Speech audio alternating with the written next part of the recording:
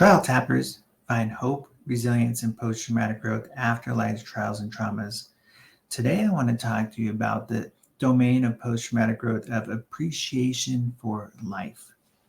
As a reminder, the theory of post-traumatic growth has 5 general domains that people find growth in after a trial or trauma. Those domains were personal strength, relationship with others, spiritual existential change, appreciation for life, and or finding new possibilities. But in this video, we're going to talk about how people have found new appreciation for life after the trial or trauma. If you recall, I used the analogy of a maple tree and the transformation from the maple sap into maple syrup can also be used in the analogy of helping people find post-traumatic growth. So in this section of appreciation for life, I want to explain this concept. When you look at the maple tree, you don't know what has happened throughout its life. You don't know if there's been years of drought or years of great amounts of water. It's not until the end of the life of the tree that you'll know that. And how do you know that? You have to cut the tree down and you count the rings of the tree, and it's called dendrochronology, to see how long it's lived. And the thin rings would be the years that there were drought. The fat rings had more water. It's very common for people that come into therapy with me that they're so focused on the trauma and what is happening. It's really overwhelming, and they don't see anything else beyond what is happening right now. So my task is try to help them and potentially you in understanding this. Now, this isn't therapy, but this is what I would go through with people. So in this, I also show a timeline from birth into the future. So it's very common. I'll show this timeline or have someone on a piece of paper draw out a timeline. And I ask you to identify above the line, what are some of the things that have gone well in your life? And then also some things that haven't gone well in your life. Then I also would ask you to identify, well, what are you looking forward to in the future? And then some things you may not be looking forward to. So my experience, I could say, I've enjoyed my marriage, my kids, my grandkids, and then I haven't enjoyed the experiences that I've gone through. And like in previous videos, I explained how my brother died by suicide, or I was sexually abused as a child. So those are events that were bad, right? Were negative.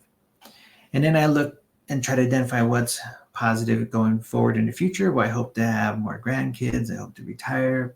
So there's things I'm looking forward to. And then there are things I'm not looking forward to, right? Maybe passing of some other family or friends. It's very interesting when I see people do this. One, it helps you get out of this just focusing on this problem and to look back and see, look, I've made it through some difficult things in the past. And if I can get through those, maybe I can move forward. And it's also interesting to see when some people will say, well, that was something that was bad may now be good. For example, I've had people tell me, well, I was divorced, that was bad. It was one of the worst things that happened to me. But now when I look at it on this timeline, it may be one of the best things that ever happened to me. In the theory of post-traumatic growth, we talked about this new appreciation for life. So many people report having this new connection with nature or a sense of being are given a second chance in life. Many said they plan to take advantage of all the opportunities they use in all this time that they have left in life. It's also interesting that many people will identify that they have this increased relatability to others, more empathy. So Richard Tedeschi, one of the founders, and Lawrence Calhoun in their book, they say this: individuals who go through personal development after trauma are more empathetic and can relate to others' struggles better than they did before.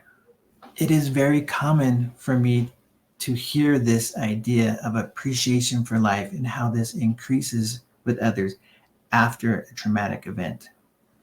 It's interesting for me to see, for example, somebody who's going through cancer and then they come and finally say, this might have been the best thing that ever happened to me.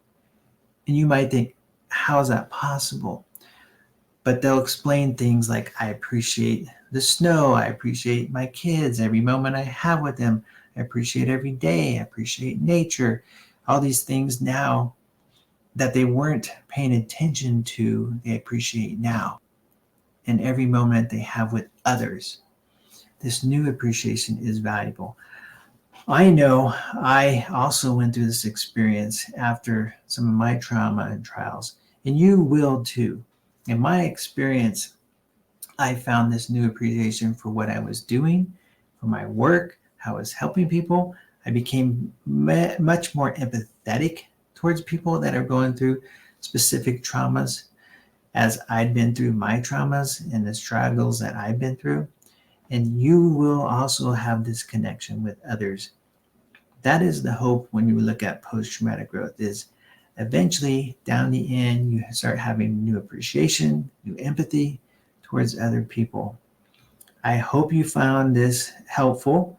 And if you did, please comment below what's some of the things you appreciate now in life after your trial or trauma. Again, it's very helpful if you share this with other people that might be struggling.